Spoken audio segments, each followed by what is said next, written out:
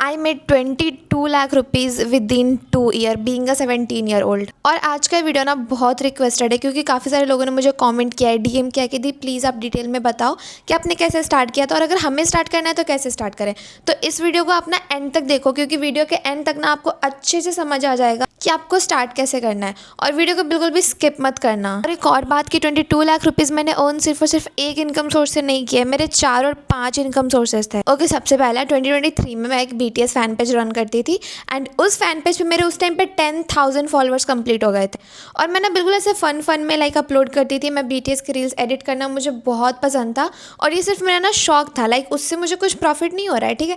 मेरे 10K followers हो गए बट आज तक मुझे आइडिया ही नहीं था कि मैं इंस्टाग्राम से इनकम भी जनरेट कर सकती एंड लोगों को मेरी एडिट पसंद आती थी। ओके, तो मैं से रैंडमली एक खुशी नेम लिखकर एक रील पोस्ट करी थी, ठीक है। वो वीडियो 3 मिलियन प्लस क्रॉस कर गई एंड मुझे बहुत सारे DMs आने लगे कि दी can you please edit my name too, like Khushi की जगह आप मेरा नाम लिख दो and can you please edit my personal reel. तो मैं सोची ठीक है कर दूंगी, लाइक ये मेरे फॉलोअर्स हैं तो मैं इनके लिए इतना तो कर ही सकती हूँ। और मैंने 40 to 50 फॉलोअर्स के रील्स फ्री में एडिट करके उनको दिए और ऐसा होता था कि जब भी मैं उनको एक रील एडिट करके दे रही हूँ वो अपने स्टोरी पे मेंशन करते थे एंड लिखते थे एडिटेड बाय मेरा इंस्टाग्राम अकाउंट। तो मुझे ना और 10-20 DM आ जाते कि दी आप मेरी भी एडिट कर दो, ऐसी एडिट कर दो। तो आई थॉट कि भाई अगर मैं इतने सारे लोगों की फ्री में एडिटिंग बनाते रहूँगी तो मेरा तो दिमाग ख़राब हो जाएगा एंड इतना पॉसिबल भी नहीं है कि मैं सबके DM को रिप्लाई कर पाऊँ। और रील वायरल भी जा रही थी तो सारे लोग कॉमेंट कर रहे, DM कर रहे, मुझे मेरी रील को शेयर कर रहे और मैं बहुत ज़्यादा ऐसे परेशान हो चुकी थी। लाइक एक टाइम पे मैं परेशान हो चुकी थी एडिट कर करके, वो भी फ्री में। तो मैं सोची क्यों ना मैं इसे पेड करूँ, लाइक मैं 50 रुपीज़ या 100 रुपीज़ चार्ज करूँ लोगों से उनकी रील एडिट करने के लिए। और मैंने ये चीज़ें स्टार्ट किया and you know what, people actually ready थे पे करने को। लाइक वो एक्चुअली मुझे 50 रुपीज़ 100 रुपीज़, हाँ ऑफकोर्स सारे लोग तो मुझे पे करने को रेडी नहीं थे लेकिन हाँ ऑलमोस्ट पे करने को रेडी थे उनकी पर्सनल रील एडिट करने के लिए। उनको पता था कि मैं मेहनत कर रही हूँ तो वो मेरे मेहनत के 50 रुपीज़ 100 रुपीज़ दे रहे हैं, वो कोई बड़ी अमाउंट नहीं है। लेकिन उस टाइम पे जहाँ मैं 15 ईयर ओल्ड थी मेरे लिए उतना अमाउंट बहुत बड़ा था भाई। क्योंकि आप इमेजिन करो, आप लाइक 100 रुपीज़ चार्ज कर रहे हो पर रील, आपको पर डे अगर 10% भी आपको मिल जा रहा है तो आपकी 1000 रुपीज़ की इनकम हो रही है एक दिन में बीइंग अ 15 ईयर ओल्ड। ये मेरे लिए बहुत बड़ा अमाउंट था और इस चीज़ से मैंने ना बहुत ज़्यादा अर्न किए थे, ऑलमोस्ट 20 to 30K, ठीक है। एंड उसके बाद मैंने ना ये चीज़ें स्टॉप कर दिया था क्योंकि मैं और लाइक ऐसे शिपिंग वाले रील्स नहीं, मैंने ऐसे लाइक फन में डाल दिया था एंड वो वायरल चली गई एंड उस चीज़ से मेरे 20-30K इनकम तो हो गए लेकिन उसके बाद मैंने सेम रील अपलोड नहीं करा और ऐसा होता है ना कि व्यूज़ आना स्टॉप हो जाता है। तो मुझे और भी ऐसे पेड वर्क्स भी आने बंद हो गए, एडिट्स आने बंद हो गए। देन बहुत दिनों के बाद मुझे एक रील मिला इंस्टा पे जहाँ पे वो बता रहे थे कि अगर आपके पास इंस्टाग्राम अकाउंट है तो you can make this much. I thought भाई ये पागल है, ये उल्लू बना रहा है, लाइक ऐसा पॉसिबल ही नहीं है कि आपके पास इंस्टाग्राम अकाउंट है, सिर्फ इंस्टाग्राम अकाउंट है और आप 50K 100K ऐसे अर्न कर पाओगे। तो आई यूज्ड टू थिंक ये सब फालतू और मैं ऐसे रील्स को ना इग्नोर कर देती थी। और वो भी इग्नोर नहीं इन द सेंस कि मैं ना उसको एंड तक वॉच कर रही हूँ बट कुछ एक्शन नहीं ले रही हूँ, मैं बस उस रील को देख रही हूँ। और अगर आप वो रील देखोगे ना आपके पास ऐसे हज़ारों रील फिर आते ही रहेंगे आपके फीड पे। तो दैट हैपन एंड मैंने फिर सोचा ना कि इतना आ रहा है, सब कोई कर रहा है तो मे बी ये रियल होगा। एंड देन फाइनली मैंने एक बंदे को कांटेक्ट करा इंस्टाग्राम DM के थ्रू एंड उसने मुझे अपना व्हाट्सएप नंबर दिया, ठीक है। एंड देन मैंने उनको व्हाट्सएप पे मैसेज करा एंड मैंने पूछा कि हाउ इज़ दिस पॉसिबल, मेरे पे इंस्टाग्राम अकाउंट है जिसपे मेरे 10,000 फॉलोअर्स हैं। तो ही टोल्ड मी कि आपके चांसेस तो बहुत ज़्यादा, आप बहुत जल्दी ही अर्न कर पाओगे अगर आपके इतने ज़्यादा फॉलोअर्स भी हैं। देन उन्होंने पूछा भी कि क्या आपकी एक्टिव ऑडियंस है। I told him that yes, क्योंकि मेरे ऑलमोस्ट हर एक वीडियोस पे ना मिलियंस में व्यूज़ आते थे। देन फाइनली उस बंदे ने मुझे सब कुछ ऐसे गाइड करा कि आप ये स्किल्स वगैरह सीखो। देन उन्होंने बोला कि I will help you and I will guide you, like अगर आप स्टार्ट कर रहे हो, आप कोर्स को परचेज कर रहे हो। तो बेसिकली वो सिर्फ मुझे अपना कोर्स सेल करना चाहता था बट अभी आगे सुनो, आगे बहुत कुछ इससे रिलेटेड है। और लाइक जब उस बंदे ने मुझे बोला कि आप ये कोर्स परचेज़ करो, बिना इस कोर्स को परचेज़ किए अगर आपके पास 10,000 या 100,000 भी फॉलोअर्स हैं इंस्टाग्राम पे तो आप अर्न नहीं कर पाओगे। एंड आई वाज लाइक क्योंकि वो कोर्स लिटरली बहुत महंगा था, 10,000 15,000 का एंड मेरे पास उतनी बजट थी नहीं, ऑफ कोर्स नहीं थी, क्योंकि मैंने जो अर्न करी है एडिट कर करके रील्स को वो मैंने रखा तो है नहीं, मैंने तो वो सारे उड़ा दिए और मेरे पास पैसे कुछ है नहीं अब, तो मैं कहाँ से परचेज़ करूँ। देन और वो रोज़ पोस्ट करते थे अपने स्टेटस पे कि मैंने आज इतना अर्न किया है और कल मैंने इतना अर्न किया था। एंड माइंड यू कि उनकी डेली की अर्निंग जो वो पोस्ट कर रहा होता है स्टेटस पे वो था 20-30,000 एक दिन का। लिटरली एक दिन का वो 20-30 हज़ार रुपये कमा रहा था एंड वो स्टेटस पे लगा रहा था। और वो देख देख के ना मेरे अंदर की आत्मा और बोल रही है मुझे तो अब ये कोर्स मुझे करना है तो करना है, कैसे भी करना है बस। एंड देन उस टाइम पे ना मेरे रिलेटिव्स को बच्चों को मैं पढ़ाया करती थी जो बहुत ही छोटे छोटे थे, लाइक 1 क्लास में, नर्सरी क्लास में, नर्सरी के बच्चों को मैं पढ़ाती थी, ठीक है, मेरे रिलेटिव्स के बच्चों को फ्री में। तो मैं उनको ऐसे पढ़ा रही हूँ यहाँ पे घर, रिलेटिव के बगल में एक घर था और वो बालकनी से ना सुनते रहती थी आंटी। तो उन्होंने मुझे एक दिन अप्रोच करा कि बेटा क्या आप पढ़ा दोगे मेरे बच्चों को। आई वॉज लाइक नहीं आंटी मैं टीचर नहीं हूँ, मैं बस वो मेरे रिलेटिव्स हैं तो इसलिए मैं उनको पढ़ाती हूँ। But then she started telling me बहुत दिनों से होम ट्यूटर फाइंड करे, मुझे कोई नहीं मिल रहा, मैंने बहुत लोगों को रखा एंड उनको निकाल दिया क्योंकि वो अच्छे से पढ़ा नहीं रहे। बट मैं आपको बहुत दिनों से ऑब्जर्व कर रही हूँ, आप अच्छे से पढ़ाते हो, बच्चों से अच्छे से बात करते हो, अच्छे से इंटरेक्ट करते हो। एंड लाइक उन्होंने पूछा भी था मेरे रिलेटिव के आंटी से कि ये कैसे पढ़ाती हैं, तो कि हाँ नंदिनी तो बहुत अच्छा पढ़ाती है, उसका पढ़ाने का तरीका तो बहुत अच्छा है। और इवन बच्चे भी मुझे बहुत पसंद करते हैं, मुझे बच्चों के साथ टाइम स्पेंड करना बहुत अच्छा लगता था, ठीक है। लेकिन मैंने सोचा कि मैं पढ़ाती तो हूँ नहीं, तो मैं उनको भी अगर पढ़ाऊँगी, सबको अगर मैं इसे फ्री में पढ़ाने लगूँगी, टाइम दूँगी, तो मैंने बोला ठीक है आंटी मैं मम्मी से पूछ कर बताऊँगी। एंड देन मेरी मम्मी ने बोला कि ठीक है अगर तुम्हारा मन है तो पढ़ा लो। एंड देन मैंने आंटी से भी पूछा तो उन्होंने बोला कि ठीक है पढ़ा लो, थोड़ा चार्ज कर लो। तो मैंने उनके एक बच्चे से 1000 रुपीज़ पर मंथ मैंने लेना स्टार्ट किया, ठीक है। और मैंने 4-5 महीने पढ़ाए क्योंकि उनको भी अब चाहिए था एक होम ट्यूटर और मुझे चाहिए थे पैसे कोर्स ख़रीदने के लिए। और अब आप बोलोगे कि आप अपने पेरेंट्स से भी लेके वो कोर्स ख़रीद सकते थे, नहीं, मेरे पेरेंट्स इतने सपोर्टिव नहीं थे कि वो मुझे एक ऑनलाइन कोर्स ख़रीदने के लिए पैसे दे देंगे, वो भी 10-15 हज़ार रुपये। तो मैं 4-5 हज़ार रुपये ऐसे बच्चों को पढ़ा के मैंने 4-5 महीने में अरेंज करा। एंड देन मैंने उस बंदे को मैसेज करा कि मेरे पास 10,000 तो नहीं है, कुछ कम का हो सकता है क्या। एंड ही टोल्ड मी हाँ हो सकता है। मैंने बोला वाह आपने मुझे पहले क्यों नहीं बताया। अब वो बोल रहा है कि ये ऑफ़र में आया है, बट माइंड यू कि वो कोर्स हमेशा ही कम प्राइस का अवेलेबल था, लेकिन वो बस बताना नहीं चाहता था क्योंकि उसे बस करना था अपना कोर्स सेल, वो भी एक्सपेंसिव वाली। मुझे उस टाइम बिल्कुल आइडिया नहीं था क्योंकि मेरे पे ज़ीरो नॉलेज थी, ठीक है, उस चीज़ के बारे में मेरे पे ज़ीरो नॉलेज थी। तो मैंने बोला ठीक है तो आप मुझे वही कोर्स एनरोल करवा दो कम प्राइस वाले। एंड देन मैंने वो कोर्स एनरोल करा ऐसे करके। एंड देन उसने मुझे गाइड बिल्कुल भी नहीं किया कोर्स लेने के बाद, मेरे एक मैसेज का रिप्लाई नहीं किया उस बंदे ने। अब मैं सोची भाई ये क्या कर दिया मैंने, मेरे सारे पैसे डूब गए, मेरे साथ स्कैम हो गया है। मुझे तो अब बस यही लग रहा है कि मेरे साथ स्कैम हो चुका है क्योंकि मेरे लिए वो कोर्स किसी काम का नहीं है क्योंकि मुझे बिल्कुल नॉलेज नहीं है।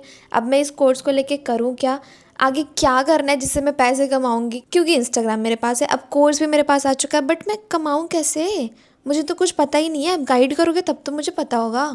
एंड देन मैंने 4-5 महीने उस कोर्स को ऐसे ही छोड़ दिया, ये सोचते हुए कि मेरे पैसे बस जा चुके हैं, मेरे पैसे डूब चुके हैं। मैंने घर वालों को भी नहीं बताया। बट 4-5 महीने के बाद मुझे रियलाइज़ हुआ कि उस कोर्स में कुछ तो होगा ही। लाइक एक बार मैं खुद से एक्सप्लोर करती हूँ क्योंकि भले उसने मुझे गाइड नहीं किया लेकिन मैंने खुद के पैसे से वो कोर्स लिए हैं तो मुझे एक्सप्लोर तो करना चाहिए, मुझे देखना चाहिए आखिर उसमें है क्या जो लाइक कुछ तो होगा जो मेरे काम आ जाए। तो मैंने उस कोर्स को खुद से एक्सप्लोर करा। देन मैंने देखी कि बहुत सारी उसमें स्किल्स थी लर्न करने को, मैंने सब कुछ लर्न कर लिया, सब कुछ, ठीक है। एंड देन उसके बाद मेरे पास अब बहुत सारी नॉलेज है, बहुत सारी स्किल्स है, मुझे बहुत ज़्यादा ज्ञान आ चुका है सोशल मीडिया का, मुझे बहुत ज़्यादा सोशल मीडिया की पावर समझ आ चुकी है। एंड अब मुझे पता था एग्जैक्टली कि मुझे क्या करना है जिससे कि मैं पैसे कमा पाऊँ। उस कोर्स में ना डिजिटल मार्केटिंग थी, डिजिटल मार्केटिंग की टॉपिक, और अफिलिएट मार्केटिंग भी थी। देखो अफिलिएट मार्केटिंग मैंने बहुत करा एंड इसके थ्रू ही मैंने 14-15 लाख रुपए कमाए। अब देखो अफिलिएट मार्केटिंग 2 चीज़ों की होती है, मैंने बहुत 1 साल पहले वीडियो भी अपलोड कर रखी है यूट्यूब पे, अगर आपको नहीं पता डिटेल में वीडियो चाहिए अफिलिएट मार्केटिंग के बारे में एंड कौन सा प्लेटफॉर्म वगैरह मैंने एनरोल किया था, सब कुछ आपको दिख जाएगा उस वीडियो में। तो अभी सुनो, अफिलिएट मार्केटिंग फिजिकल और डिजिटल प्रोडक्ट का होता है। आपने इन्फ्लुएंसर्स को देखा होगा, वो एक प्रोडक्ट टैग करते हैं जिस पर लिखा होता है अर्न्स कमीशन, तो वो होता है अफिलिएट मार्केटिंग। आप कपड़े खरीद रहे हो, जूते खरीद रहे हो, सनग्लासेस खरीद रहे हो, कुछ भी खरीद रहे हो आप किसी भी इन्फ्लुएंसर के लिंक से, तो उनको एक छोटा सा अमाउंट जाता है कमीशन, एज अ कमीशन, तो वो कमीशन उनका इनकम होता है, राइट। तो ऐसे ही डिजिटल प्रोडक्ट भी होता है कि अगर आप कोर्स सेल कर रहे हो अपने पर्सनल रेफरल लिंक से, तो वो हो जाता है आपको एक छोटा सा कमीशन जाता है, ठीक है। कोई भी पर्सन अगर आपके लिंक से वो कोर्स को ख़रीद रहा है तो आपको एक छोटा सा कमीशन जा रहा है जो आपकी इनकम हो गई। तो मुझे ये चीज़ अब समझ आ चुकी थी और मुझे डिजिटल मार्केटिंग भी समझ आ चुका था कि किसी भी प्रोडक्ट को अगर आप सोशल मीडिया के थ्रू सेल कर रहे हो वो डिजिटल मार्केटिंग है। तो मैंने एक नया इंस्टाग्राम अकाउंट बनाया एंड मैंने उसके थ्रू कोर्स सेल करने स्टार्ट कर दिया। अभी बहुत लोग आएंगे मेरे पास, बोलेंगे कोर्स सेल करना गलत होता है। नहीं भाई, गलत नहीं होता। मैं आपको बताती हूँ क्यों।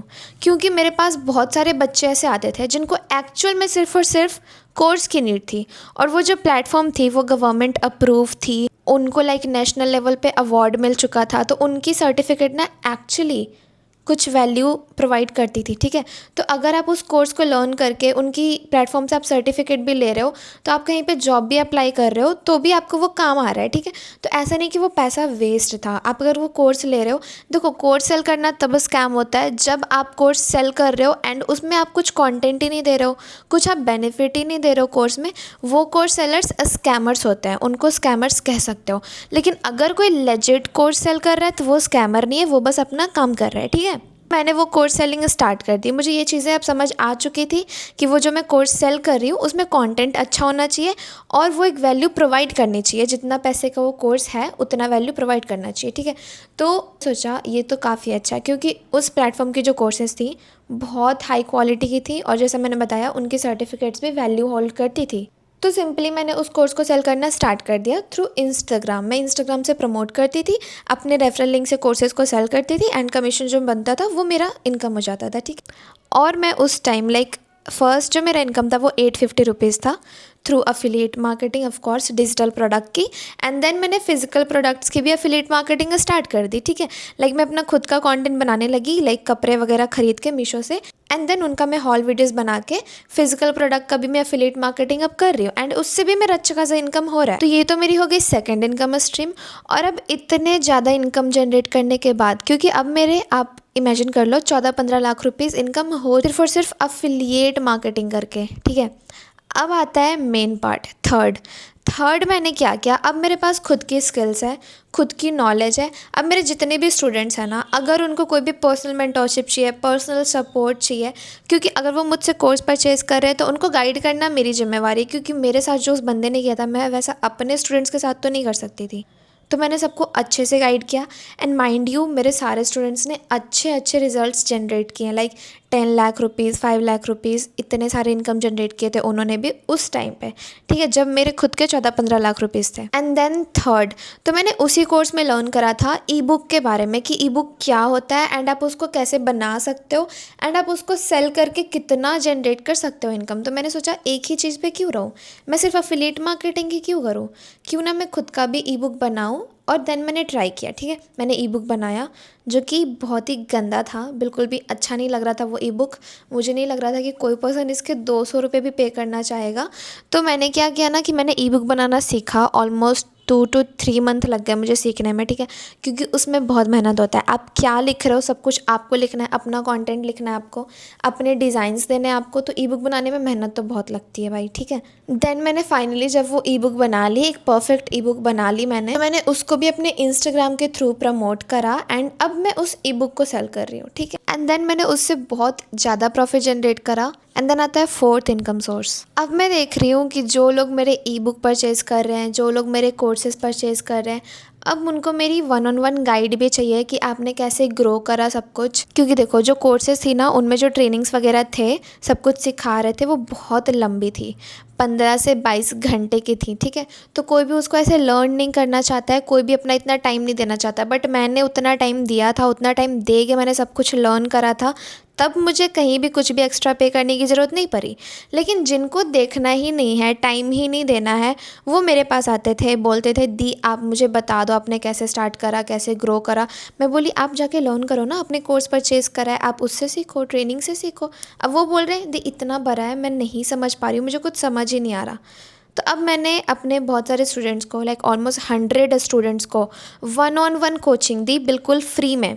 ठीक है, बिल्कुल फ्री में, जबकि वो चीज़ उन्हें ऑलरेडी मिल रहा है, बट वो बस उतना अपना टाइम नहीं देना चाह रहे। तो उनको मैं खुद ही 1 घंटे में सब कुछ सिंपली उनको समझा दे रही हूँ सीधे से। ठीक है, तो अब ये सेशन मेरा बहुत चलने लगा, और मैं सोची अगर मैं सबको ऐसे देते रहूँगी, मेरे पास टाइम नहीं बचता था। मैं बहुत ऐसे बर्न आउट हो जाती थी कि मैं डेली एक एक सेशन कर रही हूँ 1-1 घंटे का, और डेली मेरे लिए पॉसिबल नहीं हो पाता था। तो मैंने उसको भी ना पेड कर दिया कि मैं ये चीज़ें फ्री में नहीं करूँगी, क्योंकि लोगों को मिल रही है ऑलरेडी लर्न करने के लिए, बट वो करना नहीं चाह रहे, तो लाइक मेरा टाइम जा रहा है, राइट। तो मैंने उसको पेड कर दिया एंड मैंने अपनी पर्सनल मेंटोरशिप का प्राइस रखा था 1000 रुपीज़, ठीक है। लाइक एक 1-on-1 सेशन का 1000 रुपीज़। और लोग एक्चुअली में इसके लिए भी पे करने के लिए रेडी थे, क्योंकि उनको पता था कि सामने वाला पर्सन भी अपना टाइम दे रहा है, मेहनत दे रहा है, अपनी नॉलेज प्रोवाइड कर रहा है।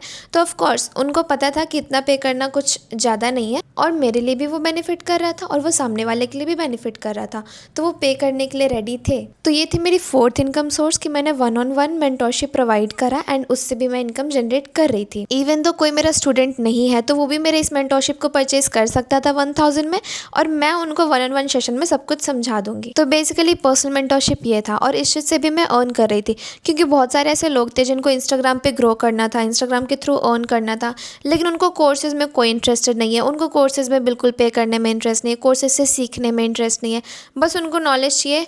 तो वो मेरे पास आते थे कि दी आप अपनी पर्सनल मेंटोरशिप प्रोवाइड कर दो, क्योंकि मैं अपने पर्सनल मेंटोरशिप के फीडबैक वगैरह ना अपने इंस्टाग्राम पे लगाती थी, तो जो भी लोग इंटरेस्टेड होते थे वो उसके लिए भी आते थे। अब मेरे पास सिर्फ कोर्सेज के लिए लोग नहीं आ रहे, वो मेरी 1-on-1 मेंटोरशिप के लिए भी आ रहा है। तो इन सारी चीज़ें से मैंने इनकम जनरेट करी। एंड देन आती है 5th। देन मैंने सोचा कि मैं जो काम कर रही हूँ उसको मैं इन्जॉय नहीं कर पा रही हूँ।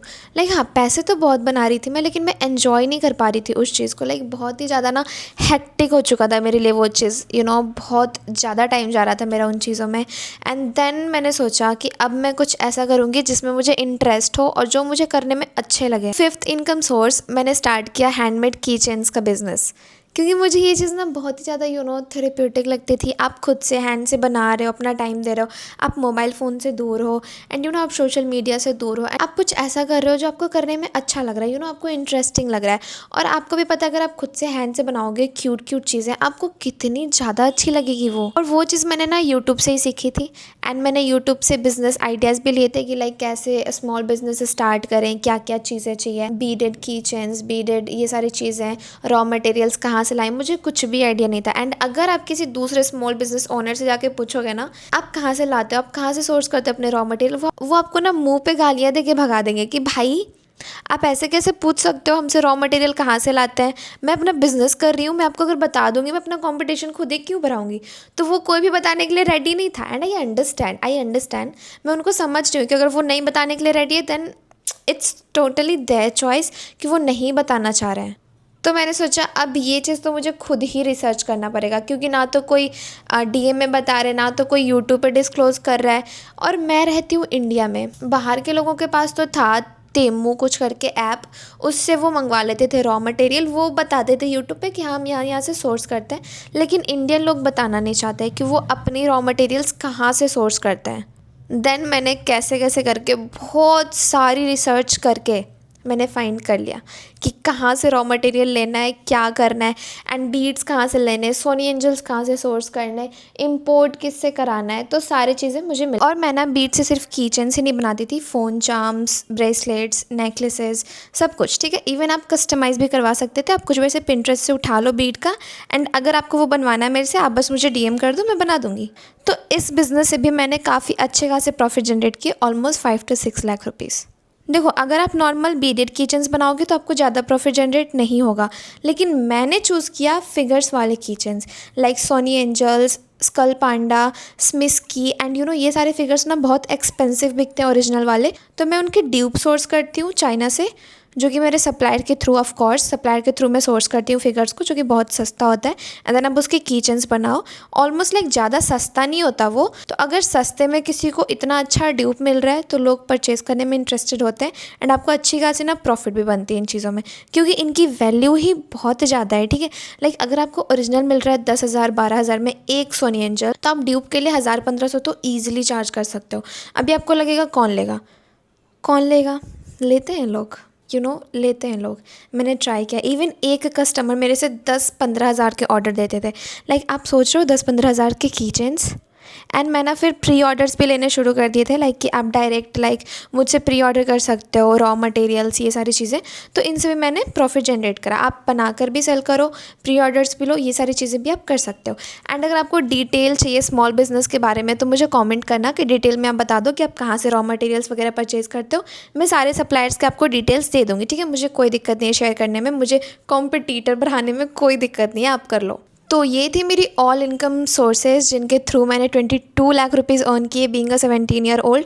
एंड आई होप ये आपको वीडियो हेल्पफुल लगा हो। एंड अगर कुछ भी आपको डाउट हो तो प्लीज़ कमेंट कर दो, मैं उसका रिप्लाई कर दूँगी, ठीक है।